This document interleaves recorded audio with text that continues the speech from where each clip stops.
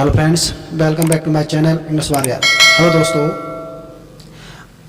आज हम my mother eight 66 इसके सेंटर आइडिया पर चर्चा करेंगे। देखिए, यह पोइम कमला दास के द्वारा कंपोज की गई है। देखिए दोस्तों, यह पोइम कमला दास द्वारा कंपोज की गई है।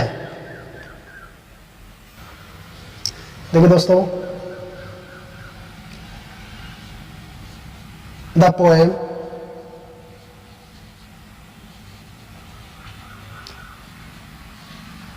Has been written in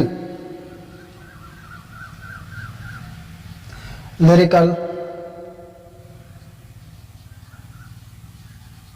idioms। देखिए दोस्तों, poem has been written in lyrical idioms। यह कविता गीतात्मक मुहावरे में लिखी गई है। गीतात्मक मुहावरे में लिखी गई है।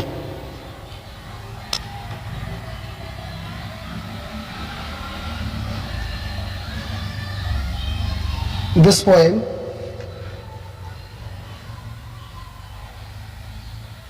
shows the complexity of complexity का मतलब होता है जटिलता। Human relation, human relations. देखिए, यह पोएम सोज माने दर्शाती है द कॉम्प्लेक्सिटी, जटिलता को, ऑफ ह्यूमन रिलेशन। यह पोएम मानव रिश्तों को, मानवीय रिश्तों को या मानवीय रिश्तों की जटिलता को दर्शाती है। मानवीय रिश्तों की जटिलता को दर्शाती है।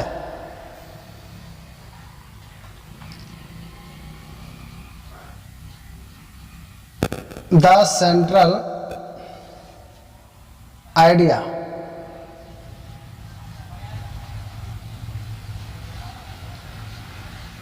of the poem is aging।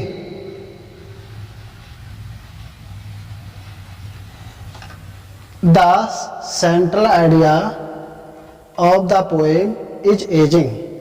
देखिए, कविता का जो सेंट्रल आइडिया है आय वृद्धि है। कविता का सेंट्रल आइडिया है आय वृद्धि है। सेंट्रल आइडिया का मतलब होता है केंद्रीय भाव। सेंट्रल आइडिया का मतलब केंद्रीय भाव होता है। विच इच, विच माने जो, is the eternal law of nature. Which माने जो, इज द है इटर्नल शाश्वत, लॉ नियम ऑफ नेचर, जो कि प्रकृति का एक शाश्वत नियम है। जो कि प्रकृति का एक नियम है। प्रकृति का शाश्वत नियम है।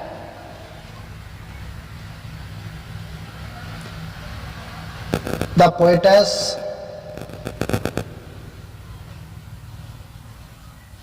had gone to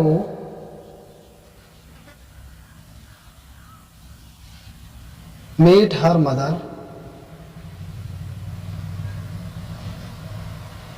The poetess gone to meet her mother।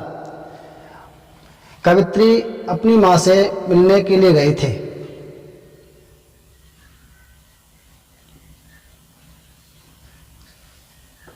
Seeing her,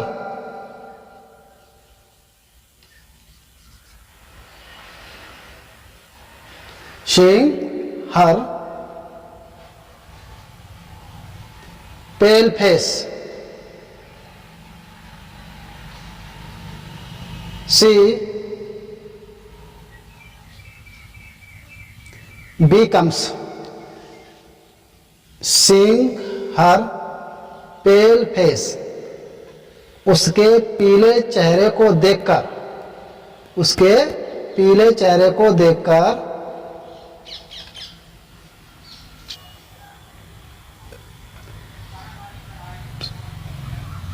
she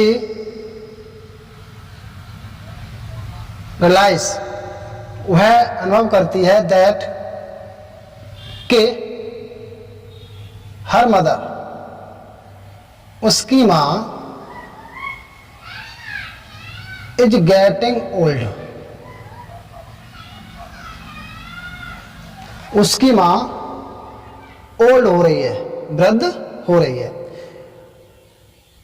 उसके पीले चेहरे को देखकर शी रियलाइज, वह अनुभव करती है या महसूस करती है दैट कि हर मदर इज गेटिंग ओल्ड, उसकी माँ वृद्ध हो रही है।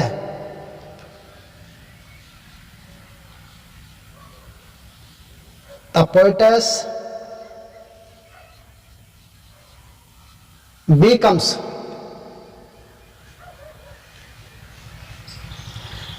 really upset, कवित्री वास्तव में अपसेट हो जाती है, दुखी हो जाती है।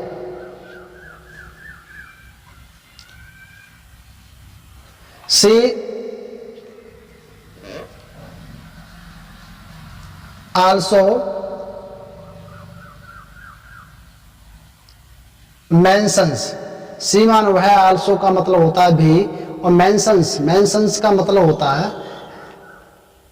बताती है या संबंध व्यक्त करती है। मेंशंस का मतलब जिक्र करती है, मेंशंस का मतलब जिक्र करती है।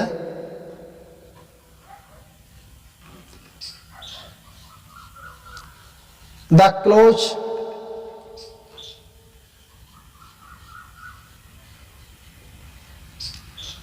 relationship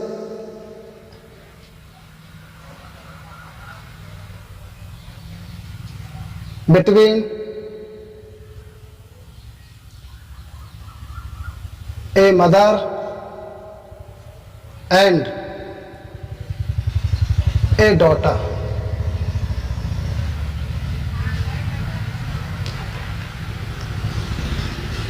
वह एक माँ और एक पुत्री के बीच घनिष्ठ संबंध का भी जिक्र करती है, का भी जिक्र करती है।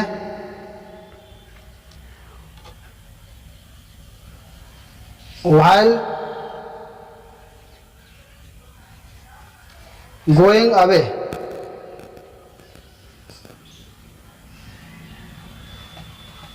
from her mother,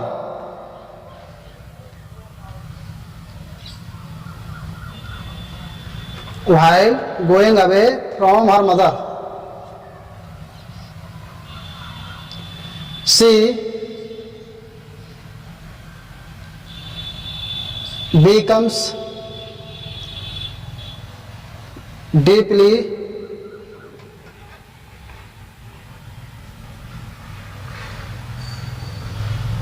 saddened, while going, जाते वक्त, अवे फ्रॉम हर मदर, अपनी माँ से दूर होते वक्त, सी माने है, बिकम्स माने हो जाती है, डीपली माने बहुत, सैडेंड माने दुखी, सैडेंड मीन्स दुखी। कहने का मतलब अपनी माँ से दूर होते वक्त वह बहुत दुखी हो जाती है, बहुत दुखी हो जाती है। देखिए दोस्तों, एक बार फिर देखिए इसका हिंदी में अनुवाद। The poem has been written in lyrical idioms, poem कविता हैज बीन रिटन लिखी गई है, in lyrical idioms, lyrical idioms का मतलब होता है गीतात्मक मुहावरे। क्या होता है? लिरिकल का मतलब होता है गीतात्मक, इडियम्स का मतलब होता है मुहावरे। कविता गीतात्मक मुहावरे में लिखी गई है। दिस पोएम, यह कविता सोच दर्शाती है द कॉम्प्लेक्सिटी, जटिलता को, of human relation, human relation, मानवीय संबंधों की। यह कविता मानवीय संबंधों की जटिलता को दर्शाती है। The central idea the central idea of the poem is ageing. कविता का मुख्य केंद्रीय भाव इज एजिंग, आयु वृद्धि है, आयु वृद्धि है। विच, जो, is the eternal law of nature. Which माने जो कि, द इटर्नल लॉ शाश्वत नियम ऑफ नेचर, जो कि प्रकृति का एक शाश्वत नियम है। द पोएटेस कवित्री had gone to meet her mother. कवित्री अपनी माँ से मिलने के लिए गई थी। Seeing her pale face she realised that her mother is getting old. Seeing माने देखकर, हर मीन्स उसके, पेल माने पीले पड़े हुए, फेस माने चेहरे को, उसके पीले पड़े हुए चेहरे को देखकर, सी मानो है, रियलाइज महसूस करती है या अनुभव करती है, दैट के her mother is getting old, उसकी माँ बूढ़ी हो रही है। द पोएटेस कवित्री बिकम्स रियली अपसेट। कवित्री वास्तव में दुखी हो जाती है, उदास हो जाती है। अपसेट का मतलब होता है उदास होना, दुखी, उदास हो जाती है। सी आल्सो मेंशंस, वह आल्सो मीन्स भी, मेंशंस दर्शाती है या जिक्र करती है, द क्लोज रिलेशनशिप, घनिष्ठ संबंध, between a mother and A daughter. वह एक माँ और एक पुत्री के बीच घनिष्ठ संबंध को भी व्यक्त करती है, घनिष्ठ संबंध का भी जिक्र करती है। While going away from her mother, अपनी माँ से दूर जाते समय, व्हाइल का मतलब होता है जब अपनी माँ से दूर जाते समय, सी मानो है, बिकम्स मीन्स हो जाती है, डीपली माने बहुत, सैडेंड माने दुखी। अपनी माँ से दूर जाते समय वह बहुत दुखी हो जाती है। आज इतना ही, नेक्स्ट वीडियो में फिर मिलेंगे, तब तक के लिए नमस्कार, धन्यवाद।